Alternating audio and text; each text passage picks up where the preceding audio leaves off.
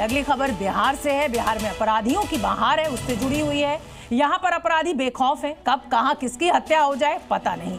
पिछले 14 दिनों में अब तक 50 से ज्यादा हत्याएं यहां हो चुकी हैं। पटना में आज सुबह पारस अस्पताल में घुसकर 5 बदमाशों ने गोलीबारी कर चंदन मिश्रा नाम के एक शख्स की हत्या कर दी। अपराध की बहार है, नीतीश सरकार है। गोलियों की बौछार है, नीतीश सरकार है। पुलिस नाकाम है, नीतीश सरकार है। खुलेआम गैंग वॉर है, नीतीश सरकार है।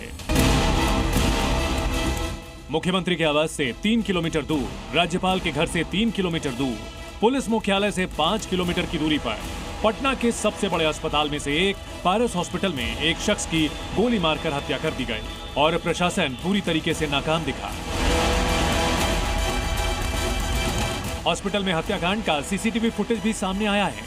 वीडियो में एक एक करके 5 बदमाश आईसीयू वार्ड में घुसते हैं, कमर से पिस्टल निकालते हुए आईसीयू के कमरे में घुस जाते हैं और फिर थोड़ी देर बाद वहां से निकल जाते हैं।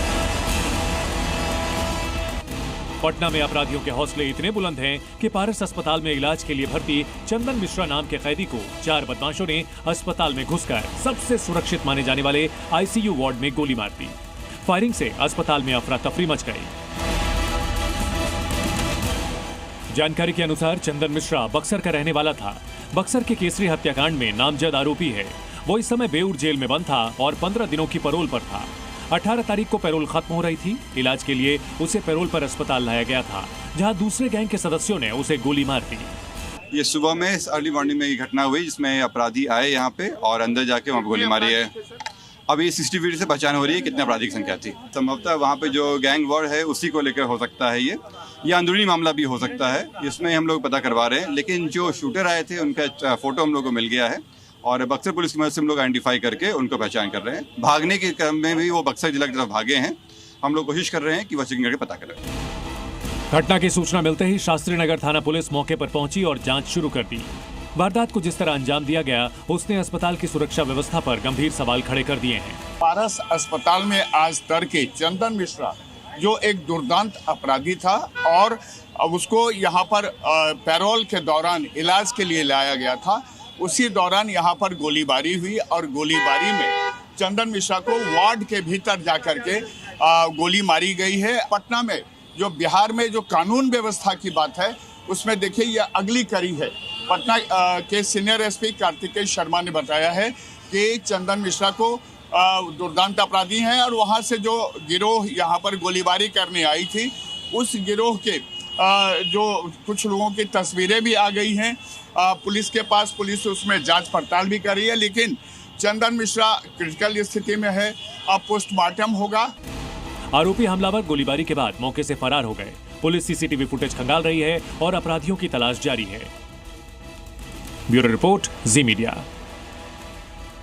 तो देखा आपने किस तरीके से पटना जो है वो क्राइम कैपिटल बनी हुई है और इसी क्राइम कैपिटल पटना की 5 तस्वीरें हम आपको दिखाना चाहते हैं। आज पटना में अस्पताल में घुसकर एक कैदी की हत्या कर दी गई और हमलावर यहां से फरार हो गए। 13 जुलाई को पटना में ही एक वकील की दिन दहाड़े गोली मारकर हत्या कर दी गई थी, जबकि 10 जुलाई को बालू कारोबारी पर फायरिंग कर उसकी हत्या की गई थी। 6 जुलाई को पटना में स्कूल संचालक का मर्डर हुआ था और अब 4 जुलाई को कारोबारी गोपाल खेमका के मौत के घाट उतार दिया गया था। ये वो वारदात है जो केवल पटना शहर में हुई हैं। ये तस्वीरें आप देखिए। वहीं इस मामले में राजनीति भी खूब हो रही है। जहां सरकार अपराधियों के खिलाफ कार्रवाई करने की बात कह रही है, दावा कर रही है, तो वहीं विपक्ष सरकार से सवाल पूछ रहा है। पुलिस अभिरक्षा में रहते हुए और पारस अस्पताल का निजी अस्पताल है, जिसका अपना सिक्योरिटी गार्ड होता है, अपना सीसीटीवी फुटेज है, तो इन तमाम तथ्यों का पुलिस अवलोकन कर रही है, तो जो विधि सम्मत कार्रवाई सुनिश्चित होगा। पटना में जहां से सरकार जहां बैठी है, जहां पुलिस मुख्यालय है, वहां से 500 मीटर भी दूर नहीं होगा, 100 मीटर की दूरी पर अस्पताल, इतने बड़े अस्पताल में घुसकर गोली मारी जा रही है। ये बिहार में हो क्या रहा? अब तो कोई सुरक्षित नहीं रहा। अब हर लोग भय और आतंक के साए में जी रहे हैं। यहाँ सरकार नाम की कोई चीज़ नहीं बची। लॉ एंड ऑर्डर, कानून व्यवस्था चौपट कर दिया। बीजेपी और आरजेडी इस मामले में आमने सामने है। आरजेडी नीतीश सरकार पर सवाल उठाने का कोई मौका छोड़ नहीं रही है। अस्पताल के अंदर जब उसकी सिक्योरिटी और सुरक्षा व्यवस्था है, फिर इस तरह की घटना बहुत ही दुर्भाग्यपूर्ण है और इसकी पूरी जांच तहकीकात होगी और कोई बचेगा नहीं अपराधी। सरकार संकल्पित है, बिहार के मुख्यमंत्री जी कह चुके हैं कि पाताल से भी ढूंढ के अपराधी को ठोकेंगे, अपराधी को पकड़ के लाएंगे, जो भाषा समझेगा वो भाषा समझाएंगे। पारस जैसे प्रतिष्ठित अस्पताल में घुस करके अपराधी गोली चला रहे हैं, हत्या कर रहे हैं। प्रशासन पंगु हो चुका है। अब तो डर सबको लग रहा है कि अब हम जाए तो कहां जाए, चिकित्सालय भी सुरक्षित नहीं है।